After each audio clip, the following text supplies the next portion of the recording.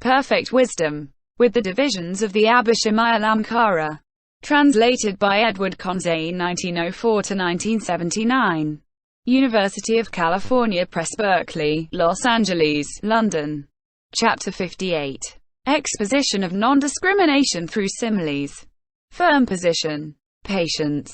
The firm position in the utmost fulfillment of the dharmas of the three kinds of omniscience. Thereupon it occurred to Sakra, chief of gods, even when he only courses in these six perfections too. In the 18th special, Buddhadharmas, a bodhisattva surpasses all beings, how much more so when he will have known full enlightenment. How fortunate are those beings! How good is the life which they live when their thought strives forth to the knowledge of all modes, how much more so when they raise their thought to full enlightenment. To be envied are those beings who have raised their thought to the supreme enlightenment, or who will raise it, and who can listen to this perfection of wisdom. Thereupon Sakra, chief of gods, seized mandarava flowers, approached to where the Lord was, scattered them over the tathagata and spoke thus. May those persons belonging to the bodhisattva-vehicle who thus hang on to the supreme enlightenment fulfill through this wholesome route the Buddhadharmas, the dharmas of the knowledge of all modes, just these dharmas of the self-existent, just these dharmas without outflows. The firm position with regard to the non-abandonment of the welfare of beings. For I have not the slightest suspicion that a person belonging to the bodhisattva-vehicle, who has set out for full enlightenment, could turn back on it. Or that, having turned back on it, he could fall into discipleship or pratyeka Buddhahood.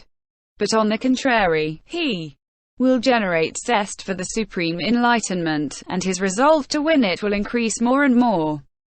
Desirous of the welfare of the world with its gods, men and asuras, desirous to benefit it, to make it happy, to make it secure, the bodhisattva, when he has seen these ills which afflict beings on the plane of samsara, produces an attitude of mind in which he reflects. Having crossed over, we shall help across those beings who have not yet crossed. Freed, we shall free those beings who are not yet free. Recovered, we shall help to recovery those beings who have not yet recovered. Gone to nirvana, we shall lead to nirvana those beings who have not yet gone there. How much merit will that son or daughter of good family beget who rejoices in the productions of thought of the bodhisattvas? The great beings, who have first set out in the vehicle, of those who have for long coursed in it, of those who are irreversible, and of those who are bound to one more birth only. Complete stabilization of thought.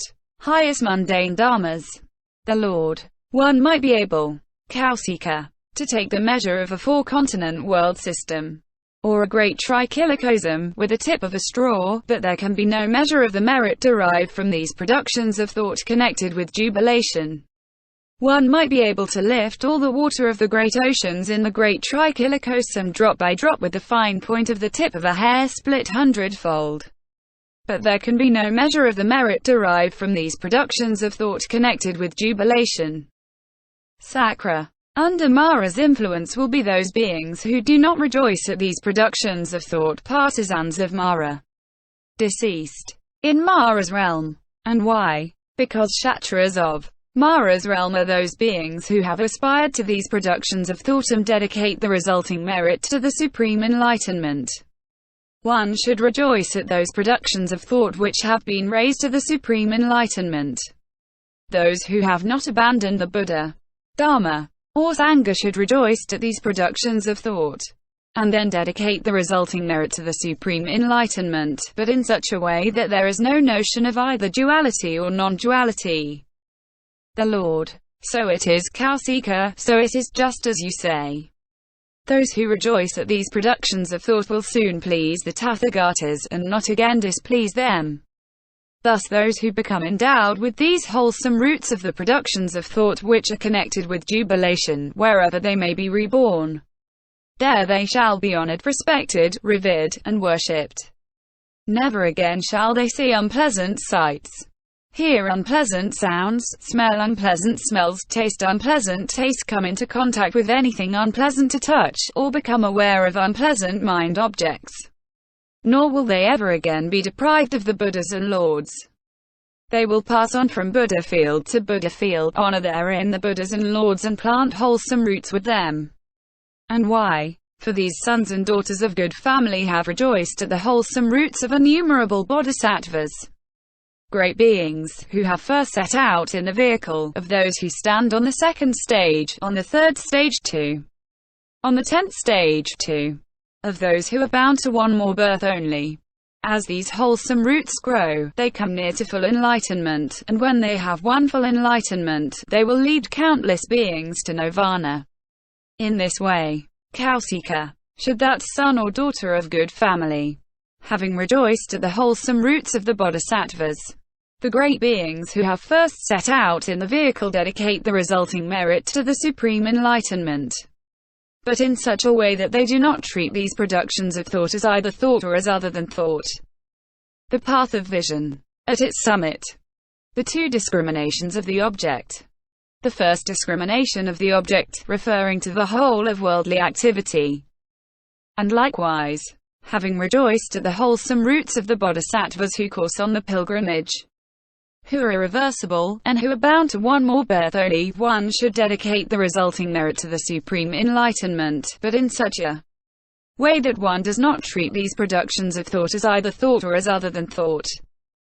The second discrimination of the object, referring to the alternative of withdrawal from activity, Sariputra, is now, Subhuti, just the perfection of wisdom indiscriminate, or also the other 5 perfections indiscriminate. Subhuti. Also the other 5 perfections are indiscriminate. Sariputra is then. Subhuti. Also form indiscriminate. 2. Consciousness. I. 2. Mind. Form. 2. Dharmas. I. Consciousness. 2. Mind consciousness. Eye contact. 2. Mind contact. Feeling born of eye contact. 2. Feeling born of mind contact. Are also the applications of mindfulness indiscriminate. 2. The path, and emptiness, the signless and the wishless, are also the 10 powers of a tathagata, the 4 grounds of self-confidence, the 4 analytical knowledges, the great friendliness, the great compassion. 2. Are also the 18 special dharmas of a Buddha indiscriminate. Is the conditioned element, is the unconditioned element indiscriminate. Subhuti. All dharmas, then, Sariputra, are indiscriminate. Sariputra. Since all dharmas are indiscriminate, whence then has come this division of samsara into the 5 places of rebirth, i.e., hells, animals, world of yama, gods, and men, and whence has come this distinctive manifestation of stream winners, once returners, never returners, arhats, pratyeka Buddhas, Buddhas and lords. Subhuti. Those beings, Sariputra, who effect deeds arisen from perverted views by body, voice, or mind, they reproduce themselves in such like sense fields. Having taken hold of the retribution for a karma, which is rooted in their desire to do, and which has arisen from discrimination, they reproduce themselves in the realms of the hells, animals, the world of yama, of gods and men. When again the Ven. Sariputra has said, how are the stream winners distinguished too? And how the fully enlightened Buddhas from non-discrimination are the stream winners distinguished from non-discrimination is the pratyeka Buddha, from non-discrimination are the Buddhas, from non-discrimination is their enlightenment. Also those who as a past period have been tathagatas, those Buddhas and Lords also were without discrimination, had forsaken all discriminations. Just so those in a future period will be without discrimination.